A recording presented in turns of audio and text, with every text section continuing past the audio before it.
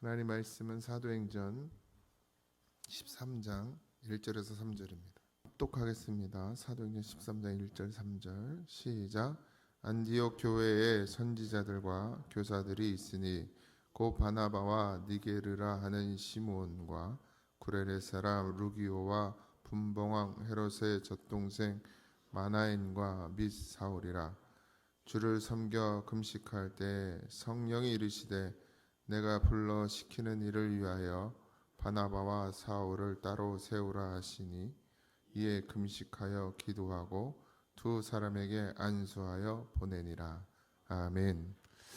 이번 사도행전 13장은 이제 본격적으로 바울과 바나바와 사울, 아직은 사울인데요, 이 이제 선교를 떠나게 되는 그런 상황. 그러니까 이제 그동안은 그냥 이쪽으로 피하여 가서 복음 전하고 저쪽으로 피하여 가서 복음 전하다가 이제 오늘 우리가 읽은 본문을 보면 알다시피 이제 본격적으로 이제 선교를 떠나게 되는 그런 상황을 보게 되는데, 교회가 이제 사도들에 의해서 세워지지만 여전히 그 속에도 선지자, 이제 이 선지자는 이제 좀 교회 안의 선지자는 구약의 선지자와는 좀 개념이 다르긴 한데요. 어쨌든 하는 일은 비슷하죠. 초자연적인 하나님과의 교통을 통해서 하나님의 뜻을 받는 그런 역할을 하는 것이 선지자이기도 하고요. 또 하나님의 계시를 전달하는 전달자가 되기도 하고, 그리고 또 교사가 있는데 여기에서 교사는 지금의 주일학교 교사도 물론 이렇게 돼야 되지만 여기서 말하는 교사는 좀 다른 개념인데요. 직접 하나님께 가르치는 능력을 받은 지도자이고 하나님의 말씀을 풀어서 해석하는 교수의 역할을 감당하는, 그러니까 선지자들이 계시를 내리고 말씀을 임한 말씀을 전하면 그것을 교사들은 잘 풀어서 성도들에게 이해시키고 가르쳐주는 그런 역할을 감당하던 것들이 교사입니다.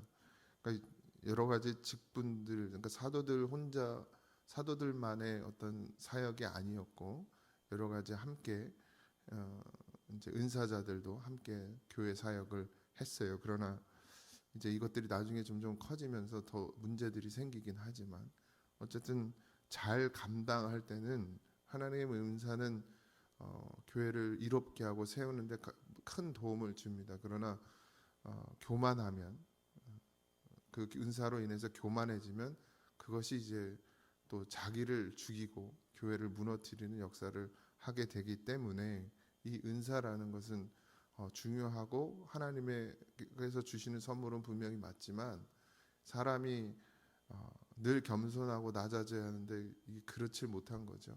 우리가 직분을 받아도 마찬가지고 어떠한 사명을 교회에서 맡겨줬을 때 늘 그런 일들이 일어나죠. 사실 아무것도 아니거든요. 그냥 하나님이 내게 주신 직분일 뿐인데 우리 교회는 다행히 그런 일은 거의 없지만 밖에서는 차량 담당자를 세우잖아요. 그럼 목사님도 차량 담당자한테 혼나요. 왕이 돼. 차량에 대해서만큼은. 그러라고 차량 담당자를 세우는 게 아닌데 뭐 혼을 내고, 뭐 적당히는 괜찮은데 물론 깨끗이 써야 하고 잘 써야 하고 그런 건 있는데 마치 자기가 뭔가 된 것처럼 그렇게 하는 분들도 있고 또 문제 여러 가지가 있겠죠. 그러니까 그런 사명을 맡은 것에 대해서 그래서 저는 늘 그렇게 말씀드리죠. 감동으로 했으면 좋겠다. 교회 봉사하고 사역하고 감당하는 것들, 물론 은사도 중요하지만 하나님이 주신 그 사명 잘 감당해내는 것은 첫 번째가 겸손한 마음입니다. 주님이 나를 살리신 그 은혜, 비할 것이 아무것도 없음을 늘 깨닫고 아는 자가 주의 일을 잘 감당할 수 있고 그것으로 인해서 또 하나님 더 기뻐하실 줄 믿습니다. 어쨌든 그런 이제 선지자들과 교사들이 안디옥 교회에 있었고 또 오늘 이름들이 거론되는데 바나바는 뭐 계속해서 나오고 있고요. 니게르라 하는 시므온이라는 사람이 또 있었고, 이 니게르는 우리가 쉽게 니그로라고 그러죠. 흑인들을 말할 때 니게르라고 합니다. 그런 흑인 시몬이 있었고, 또 구레네 사람은 저번에도 말씀드렸지만 예수님의 십자가를 지었던 시몬, 구레네 시몬이 있었죠. 그 구레네라는 지역에 사는 루기오가 있었고, 그러니까 그리고 또 분봉왕 헤롯, 이 분봉왕 헤롯의 젖동생 마나엔이라는 사람이 나오는데, 이 분봉왕 헤롯의 젖동생은 헤롯 대왕의 계승을 받은 헤롯 안디나라는 왕이 있는데, 거기랑 거기에 젖동생이에요. 그러니까 함께 자란 형제죠. 그러나 뭐 이제 왕이 될 수 없었던 그런 사람인데, 그러니까 쉽게 얘기하면 귀족이에요. 귀족 출신이죠. 그러니까 이렇게 이름을 거론한 데는 뭐 저도 잘 이유를 모르겠지만, 어쨌든 신분에 상관없이, 어떤 인종에 상관없이 그렇게 안디옥 교회는 여러 다양한 모습들의 사람들이 함께 모여서 예수님의 사랑을 나누고 있었고 주의 복음을 전하고 있었습니다. 우리는 뭐 더 한민족이라고 말하지만 한민족인데 하나가 안 되잖아요, 그렇죠?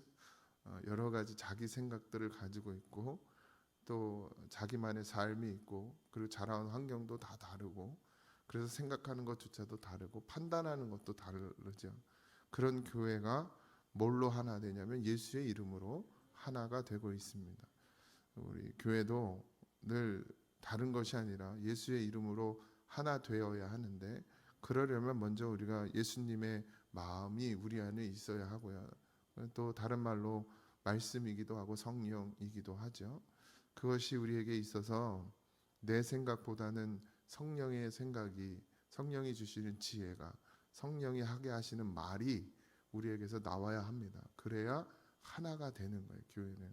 근데 그렇지 않으면 절대 하나 될 수 없고 늘 다투고 갈라지고 싸우게 되어 있죠. 어쨌든 여러분들도 늘 기도하며 몸부림치십시오. 내게 있는 이 육신의 것들이 다 소멸되도록, 그리고 성령이 내 안에서 내주하셔서 내 입술의 말과 내 행동들이, 내 삶들이 오직 성령의 능력을 힘입는 그런 말과 행동이 되기를 그렇게 늘 기도하셔야 합니다. 그렇게 사모하지 않으면 어느새 우리는 육신의 생각에 사로잡히고 육신의 말을 하게 되어 있어요. 제가 늘 경고하고 말씀드리지만, 아무리 옳은 생각이고 아무리 바른 생각이라 할지라도, 아무리 목사라 할지라도, 아무리 뭐 장로님 권사님이라 할지라도 옳다고 말하는 것이 옳은 것이 아니라 하나님의 뜻이 옳은 거예요. 그걸 분명히 깨달으셔야 합니다. 이게 무슨 말인지 분명히 알아지셔야 돼요. 내가 어떤 가치관을 가지고 있고 어떤 생각을 가지고 있고, 교회가 그동안 어떻게 해왔고 교회의 가치관이 어떻고, 다 소용이 없는 것은 하나님은 그때그때 역사하시기 때문입니다. 말씀으로 역사하세요. 그러니 깨어있지 않으면 분별할 수 없고, 어느새 내가 교회를 위한다고 하는 말들이 교회를 갈라치게 만들고, 내가 교회를 사랑한다고 해서 하는 행동들이 교회를 무너뜨리는 역사를 할 수도 있음을 늘 기억하고 깨어 있어서 반드시 성령이 우리에게 하시는 말씀을 분명히 깨달아 알아야 합니다. 그러지 않으면 교회는 가긴 가는데 바르게 세워져 가고 하나님이 원하시는 뜻대로 세워지지 않습니다. 교회가 겉모습으로 많이 부흥하고 성장하는 것은 바른 성장이 아니에요. 물론 사람이 많아지는 건 나쁜 것이 아니지요. 그러나 정말 교회는 믿음의 사람이, 그러니까 건강하게 성장하는 것이 가장 중요합니다. 숫자가 많이 늘어나는 것이 전부는 아니에요. 물론 부흥을 하고 큰 교회가 되는 것도 하나님의 뜻 안에 있습니다. 그러나 건강하지 않는 교회는 반드시 무너지게 되어 있습니다. 도시 교회들도 그렇고 잘 세워지는 것 같지만 이번 코로나로 인해서 분명히 드러나졌죠. 정말 많은 성도들이 교회를 떠나게 되고 교회의 의미를 아예 가지고 있지 못한 사람들도 얼마나 많은지가 다 드러나졌어요. 코로나 이 사건 하나로, 이 바이러스 하나로, 눈에 보이지 않는 바이러스 하나로 교회가 많이, 사실 뭐 어쩌면 감사한 일일 수도 있습니다. 그래서 자기가 믿음 없는 것도 발견해야 하고, 또 교회가 잘 가는 줄 알았는데 잘못 가고 있구나라는 것도 깨달을 수 있었던 시간이었으니까요. 어쨌든 여러분도 그런 어떤 모든 상황 가운데서 반드시 주의 성령이 여러분들 안에서, 주의 말씀이 여러분들에서 안에서 여러분들을 인도하시는 그 인도하심을 따라 말하고 행해야 될 줄 믿습니다. 그렇게 있던 안디옥 교회에 주를 섬겨 금식하는 그런 때가 있었고요. 금식은 사실 왜 필요한지, 금식 많이 하시는 분들 중에 또 잘못된 금식들도 있죠. 뭔가 기도의 제목들 뭐 나쁘다고 할 수는 없지만 금식은 첫 번째로는 내 결박을 끊는 것이에요. 그러니까 내가 하나님께로 가지 못하고 어떤 하나님 말씀에 붙들리지 못하고 자꾸 죄악에 빠지고 사단의 노름에 놀아나고 하는 그런 믿음 없는 내 삶, 그리고 하나님만을 바라보지는 못하는 삶, 주님을 의지하고 살지 못하는 삶, 그것을 끊어내기 위한 금식이어야 합니다. 그렇게 금식할 때에 성령이 이제 임재하셔서 이르시되 내가 불러 시키는 일을 위하여 바나바와 사울을 따로 세우라 하시니, 이 불러 시키는 일이 바로 선교였습니다. 이제 본격적으로 이제 하나님께서 이들을 사용하셔서, 특별히 사울을 사용하셔서 여러 지역으로 선교를 보내게 하기 위해서 불러 시키는 일을 위하여 이 두 바나바와 사울을 세우게 하고, 또 이에 금식하며 기도하고 두 사람에게 안수하여 보냈다 이랬습니다. 이 파송이라는 부분이기도 하고, 안수는 뭐 여러 가지 의미가 있지만 뭐 기름 부음도 있고 뭐 또 하나님의 능력을 힘입는 것도 있지만, 여기에서 하나님의 은혜에 부탁하는 거죠. 그러니까 이 두 사도들을 하나님께 맡깁니다. 이제 하나님의 손에 의탁합니다.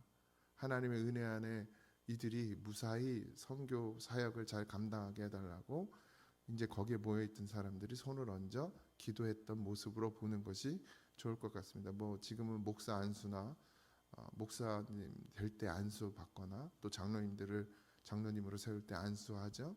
그리고 뭐 또 여러 가지 안수의 의미들이 있지만, 이거는 아마도 이들을 이제 보냄에 선교지로 보냄에 있어서 사실 지금의 선교도 뭐 어렵지만 요즘 선교는 뭐 거기에 비하면 비할 건 아닌데, 이때의 선교는 이제 그냥 죽는 거예요.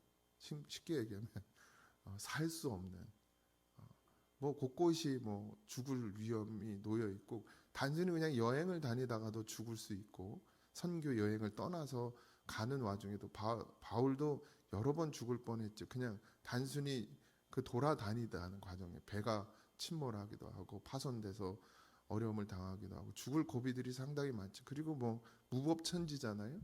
어디 가서 강도를 만날 수도 있고 산적을 만날 수도 있고 해적을 만날 수도 있고 뭐 그런 위험부터 시작해서, 그리고 또 복음을 전하면 가만두질 않잖아요. 어느 지역에 가서 복음을 전하도 지금 같은 시대가 아니라는 것이에요. 그러니 가서 복음을 전한다는 건 결국 하나님의 은혜가 아니면 살 수 없음을 그들은 아는 것이에요. 그러니까 안수하게 되는 것이죠. 목사에게 안수를 받는 건 그런 의미도 있습니다. 이 땅을 살아가는 것이 여러분, 그냥 우리가 육신의 어려움이나 고통이 없으면 잘 사는 것으로 다 착각하는데, 한 주를 살아도 하나님의 은혜 없이는 살 수 없는 세상인 것을 잊지 마십시오. 우리가 믿음으로 살아감에 있어서만큼은 하나님의 은혜가 없이는 조금도 그 죄악이나 사망의 역사에서 우리를 지킬 수가 없습니다. 그래서 반드시 안수가 필요한 거예요. 그래서 그런 의미에서 그런 안수는 단순히 뭐 저만 할 수 있는 건 아닙니다. 우리 모두가 다 할 수 있어요. 뭐 마치 그것이 목사의 권위인 것처럼 그렇게 목사에게 주어진 온전한 목사의 것만이라고 생각하실지 모르겠지만 그렇지 않습니다. 서로가 서로를 위해서 안수할 수 있고 충분히 하나님의 은혜로 그를 이를 보호해 달라고 기도해 줄 수 있어요. 꼭 머리에 얹어야 안수인가요? 아니죠. 그러니 여러분들도 중요한 것은 하나님이 우리에게 친히 안수하셔서 우리가 주의 은혜 안에 거하고 하나님의 은혜 안에서 모든 삶에서 일어나는 우리를 죽음으로 이끄는 그런 죄악된 삶 가운데서 반드시 살아야 한다라는 것을 잊지 마시기 바랍니다. 오늘 하나님이 우리에게 주시는 이 말씀이 여러분들의 삶 가운데서 반드시 여러분들을 이끌어가는 그런 귀한 길잡이가 되었으면 좋겠고 그 말씀 의지해서 살아가는 우리가 되길 원합니다. 반드시 하나님이어야 합니다. 다른 것으로는 되지 않습니다. 오직 주의 성령이, 주의 말씀이. 그래서 성부, 성자, 성령이에요. 또 성부, 성자, 성령은 말씀이시고, 그러니 꼭 그 말씀 안에 살아가는 여러분들이 되기를 주님의 이름으로 축원드립니다.